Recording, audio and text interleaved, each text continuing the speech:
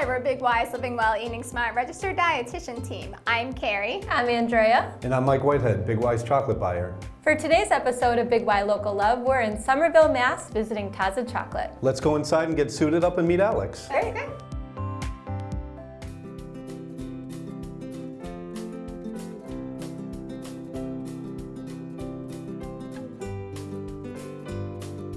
Hey guys, ever tried Taza Chocolate? It's delicious. Oh, I love making hot chocolate with the disc. It's so good. So good. Oh, you know what I love is the toffee chocolate. Yeah, Definitely my favorite.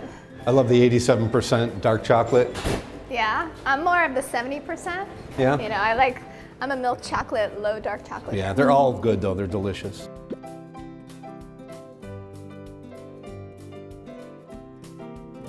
Let's go to the roasting room. That's where Alex is, I think. Oh, this must be this room?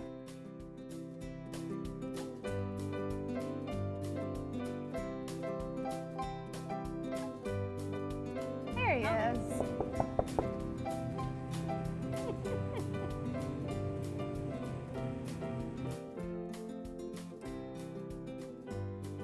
Hey guys. Hey Alex, hey, how you Alex. doing? Welcome to Taza Chocolate. Yeah, thanks for Hey having Alex, us. good to see you. Glad you could come. So tell us a little bit about Taza Chocolate. Yeah, absolutely. So we're what you call a bean-to-bar chocolate making company. We have a manufacturing plant here in Somerville, Massachusetts, where we make all of our products under one roof. We've been in business for 13 years now. My wife and I started it. We were passionate about food and chocolate. We wanted to make a product that was really high quality and also something that we could be really proud of in the community here. We actually make a very different style of chocolate than most chocolate companies. We use traditional stone mills to make a stone ground chocolate that has a really intense flavor and a really different texture. So, Alex, what do you have in your hand? This is a cocoa pod, one that's been dried out. It's no longer fresh, but this is where all chocolate flavor comes from. They grow in the tropics, and we source cocoa beans directly from the Dominican Republic, Haiti, and Ghana. When this is fresh and you crack it open, inside you'll find this beautiful white fruit and a bunch of seeds that we call cocoa beans. Can we take a look at Yeah, that? sure. These beans that we are working with here in our facility have been fermented and dried at the farm level, and we spend a great deal of time working with our cocoa farmer partners to make sure that the quality and the flavor of these cocoa beans is exceptional for our specific needs as a chocolate maker. We also use only certified organic ingredients to make all of our products as pure as possible. So it's something we're really proud of, and I'm really excited to show you our factory today.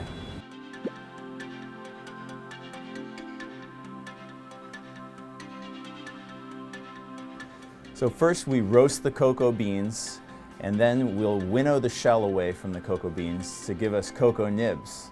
We'll bring the cocoa nibs to the grinding room where you'll get a chance to take those nibs and grind them into what we call cocoa liquor. After we've got the cocoa liquor, we'll be able to mix the sugar into the chocolate mass in the mixing tank, and then we can refine the chocolate mass with one of our refining machines. We have the traditional rotary stone mills for our traditional Mexican style chocolate, and we have our granite roll refiners for our amaze bars and our dark bark product. After the product's been refined, it'll be held in a holding tank until it's tempered and deposited into the mold cavities to make whatever product that we're making, be it chocolate bars, chocolate discs, bark, bulk products. And once it's done cooling in those molds, it'll get demolded over here in the packaging room. So come on guys, we're gonna go over here and I'm gonna put you to work bagging up some of this delicious stone ground chocolate bark. All right, good. Ready? Come on. You need a bag. You need to open the bag. Once the bag's open, there's a foot pedal down there. You want to slide this into the pocket, step on the foot pedal, and then make sure all the product gets down in there. Take it out. You can put it in the box here for sealing, date coding, and case boxing. Once that happens, the bags will get check weighed, date coded, and heat sealed over here. Well, so can we give this step a try? Yeah. Annie, show them how to do it.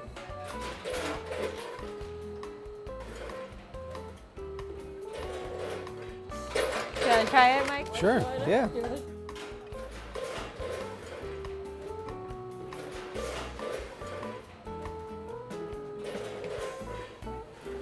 Once they're check weighed, date coded, heat sealed, they'll be packaged into case boxes and palletized to go over into the warehouse. Ready to go. So Alex, thanks again for showing us how to make delicious Taza chocolate. Thanks for coming. That was a lot of fun showing you around, and I think you're gonna have even more fun in the store. And you know what, Kathleen's up there. Why don't you go meet her and have some more delicious treats. Sounds good. Thank you. Thank you. Alex.